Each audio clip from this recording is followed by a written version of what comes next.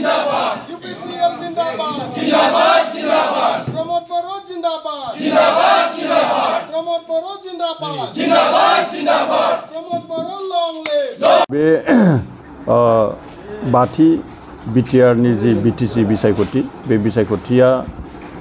जों जेरैबायदिहै मोनथिबाय थादों 2025 मायथाइनि सेप्टेम्बरनि जोबनायथिं थामहिनबा अक्ट'बरनि गिबिथिं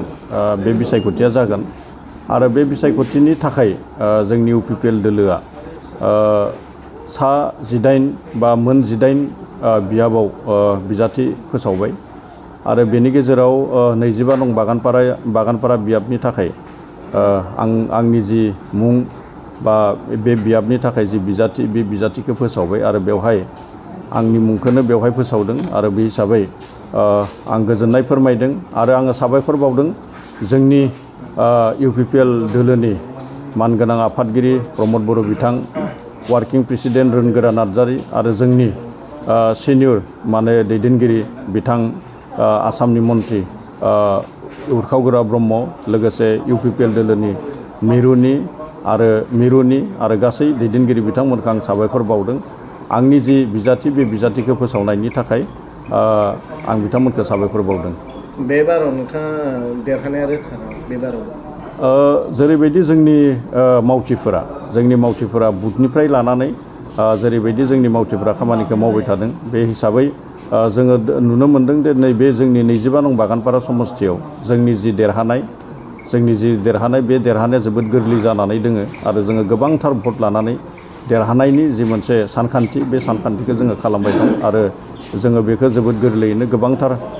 भट लानानै जोङो देरहालांगोन आगुनि भट मोननायनि बिबां बे बारनि भट मोनगोननि बिबां फारागथि जागोन नामा बेवहाय गोबांथार फारागथि जागोन जोङो 2020 मायथाइयाव जोङो 21,200 जोङो भट मोनदोंमोन नाथाय दिनैनि समाव जोङो प्राय 40,000 भट मोनगोन जोङो आरो बेखिनि भटखौ लानानै जोङो देरहानायनि जि मोनसे खामानि बे खामानिखौ जोङो मावगासिनो दं नोंथाङा फोरमायथिनो हागोन नामा बे बारनि बिटिसि बिसायख'थियाव इउपिपिएल दोला मोनबेसे मासियाव देरहानानै सफरदों जोङो दिनैनि जि मोनसे सम जोंनि जिखिनि मोनसे रिपर्ट बे रिपर्टआ बुंबाय थादों दे खमैबो जोङो 28निफ्राय 30 मासि लानानै जोङो इउपिपिएल दोलोआनो जायखौ इंराजियाव एबसुलुट मेजरिटि होननानै बुङो बे एबसुलुट मेजरिटि लानानै जोंनि आथिखालनि बिटिआरनि चिफ जोंनि इउपिपिएल दोलोनि आफादगिरि बिथां प्रमोद बर' बिथांनि दैदेननायावनो फैगौ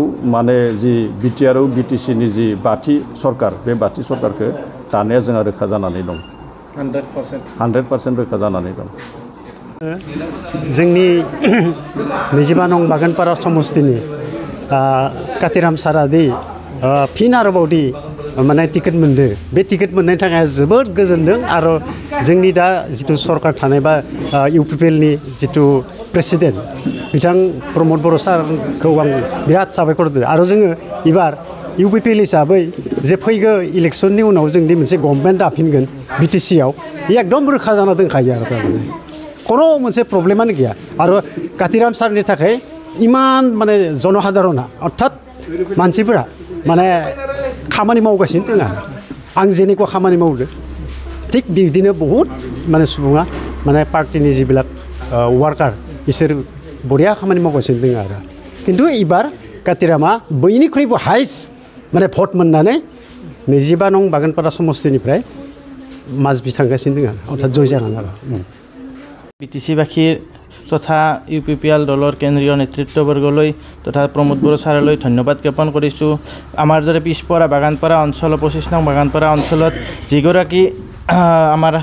পাৰিষদ তথা বিটিচিৰ অধ্যক্ষ মহোদয় বৰ্তমানলৈকে এই আগন্তুক 17 বছৰত কৰি বৰ্তমানলৈকে যি 5 বছৰ তেখেতে অতিক্ৰম কৰিব গৈছে তেখেতৰ অতিক্ৰমত কৰ্মত আমি নথৈ আনন্দিত বা বিটিচিবাসীৰ লগতে আমাৰ বাগানপাৰাবাসী নথৈ আনন্দিত আগত কৰি যিহেতু আমাৰ অঞ্চলটোলৈ শান্তি ঘূৰাই আনিছে তেখেতসকলক নুই কৰিব নোৱাৰোঁ আমি বৰ্তমান যিটো শান্তি আগতে 17 বছৰত যিটো সূতা কম্বলৰ ৰাজনীতি কৰি আছিল আমাৰ BPF চৰকাৰে বৰ্তমান যিটো শিক্ষাৰ লগতে আমাৰ শিক্ষা দীক্ষাৰ লগতে অঞ্চলটো যিটো যাতায়াত ব্যৱস্থা সুচল কৰি তুলিছে বৰ্তমান চৰকাৰখনে লগতে আমি বাগানপাৰাৰ কাতিৰাম ছাৰলৈ অশেষ ধন্যবাদ লগতে এই অঞ্চলটোৰ BTCৰ যিকেইগৰাকী প্ৰাৰ্থিত্ব এতিয়ালৈকে নাম ঘোষণা কৰিছে তেওঁলোকলৈও আন্তৰিক শুভেচ্ছা জ্ঞাপন কৰিছোঁ লগতে বাগানপাৰাবাসী হৈ মই লগতে অঞ্চলটোৰ হৈ আমি ধন্যবাদ জ্ঞাপন কৰিছোঁ লগতে আমি এইবাৰ কাতিৰাম ছাৰক বৰ্তমান আগন্তুক দিনত যিবিলাক ভোট পাইছিল তাতকৈ অধিক ভোটত আমি জয়যুক্ত কৰিম বুলি ৰাইজে পন্থা লৈছোঁ।